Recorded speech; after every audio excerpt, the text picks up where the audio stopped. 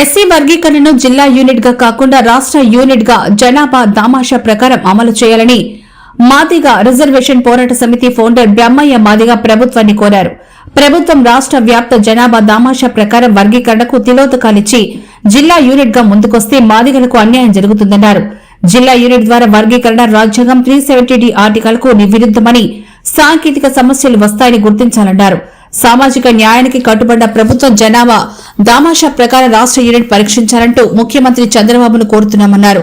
ఈ కార్యక్రమంలో ఎంఆర్పీఎస్ వ్యవస్థాపక అధ్యక్షులు ఉసురుపాటి బ్రహ్మయ్య మాదిగ, నెల్లూరు జిల్లా ఎంఆర్పీఎస్ కోఆర్డినేటర్ బెల్లంకొండ గోపి మాదిగ, కోలిగట్ల రమేష్ మాదిగ, రవినూతల కోటి మాదిగ, ఇంట్ల సుధాకర్ మాదిగ, పలువురు ఎంఆర్పీఎస్ నాయకులు పాల్గొని ఘనంగా ఈ మీడియా సమావేశం నిర్వహించడం జరిగింది. అనంతరం మీడియాతో మాట్లాడారు.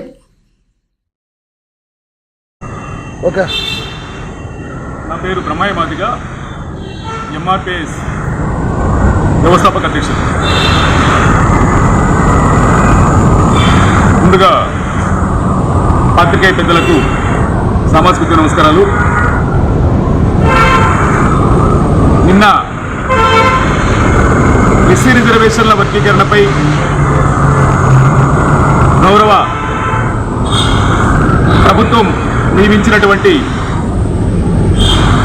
రాజీవ్ రంజన్ మిశ్రా ఏకసభ్య కమిషన్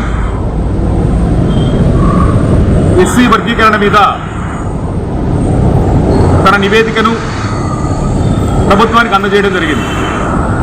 ముందుగా ఏకసభ్య కమిషన్ రాజీవ్ రంజన్ మిశ్రా గారికి మాదిగ రిజర్వేషన్ పోరాట సమితి పక్షాన ధన్యవాదాలు తెలియజేస్తా ఉన్నాం. అదేవిధంగా రాజీవ్ రంజన్ మిశ్రా గారు దాదాపు 100 రోజులుగా ప్రభుత్వం సుప్రీంకోర్టు తీర్పు ఆగస్టు 1వ తారీఖున వెలువడిన తర్వాత సుప్రీంకోర్టు ఎస్సీ వర్గీకరణని రాష్ట్రాలు అమలు చేసుకోవచ్చని తీర్పు వచ్చిన తర్వాత ఆంధ్రప్రదేశ్ ప్రభుత్వం ఎస్సీ వర్గీకరణ అంశాన్ని పరిష్కరించడం కోసం ముందుకెళ్లే క్రమంలో రాజీవ్ రంజన్ మిశ్రా కమిషన్ ఏర్పాటు చేయడం జరిగింది. ఈ కమిషన్ దాదాపు 100 రోజుల పాటు ఉమ్మడి 13 జిల్లాల్లో పర్యటించి దళిత, మాదిగ, మాల సంఘాలతో పాటు అనేక సంఘాల అభిప్రాయాలను సేకరించి ఈరోజు వెనుకబడిన వర్గాలకు మేలు జరగాలని చెప్పని నడుపుతున్న పోరాటం ఏదైతే ఎస్సీ వర్గీకరణ ఉందో ఆ ఎస్సీ వర్గీకరణని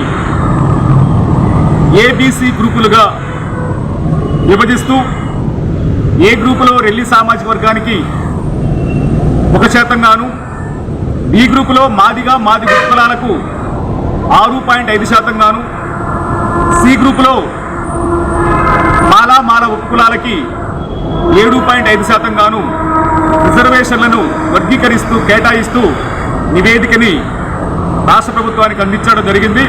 దానిని మనస్ఫూర్తిగా మేము స్వాగతిస్తున్నామని సందర్భంగా తెలియజేస్తా ఉన్నాం. అయితే రాజీవ్ రంజన్ మిశ్రా కమిషన్ ఢిల్లీకి 1%, మాదిగ కులాలకు 6.5%, మాల కులాలకు 7.5% కేటాయిస్తూ వర్గీకరణ చేసినట్టు మనకు స్పష్టంగా అర్థమవుతున్న సందర్భంలో మరలా అదే రాజీవ్ రంజన్ మిశ్రా కమిషన్ దీనిని జిల్లా యూనిట్గా అమలు చేసుకోవచ్చు అని సూచన చేసినట్టుగా ఈరోజు మనం పత్రికల్లో చూసాం. వాస్తవానికి ఎస్సీ వర్గీకరణ ఉద్యమానికి మూలం చంద్రబాబు నాయుడు గారు. 94లో ఎంఆర్పీఎస్ ఉద్యమం మొదలైతే 96లో రామచంద్రరాజు కమిషన్ వేశాడు చంద్రబాబు నాయుడు గారి ప్రభుత్వం. ఆనాడు 96లో వచ్చినటువంటి రామచంద్రరాజు కమిషన్ ఏదైతే ఉందో ఆ కమిషన్ కూడా ఆనాడు రాష్ట్ర వ్యాప్తంగా ఉమ్మడి ఆంధ్రప్రదేశ్లో అన్ని జిల్లాలు పర్యటించి దళితుల మధ్య సమానత్వం లేదు, అసమానతలు ఉన్నాయని గ్రహించి జనాభా దామాషా ప్రకారం ఆనాడు వర్గీకరణ చేసిన సందర్భం కనబడతా ఉంది కమిషన్ నివేదిక ఆధారంగా. అదేవిధంగా ఈరోజు చంద్రబాబు నాయుడు గారి ప్రభుత్వమే మళ్ళా రాజీవ్ రంజన్ మిశ్రా కమిషన్ ఏర్పాటు చేయడం జరిగింది. నాడు 96లో వేసినట్టు సూచన చేయడాన్ని మేము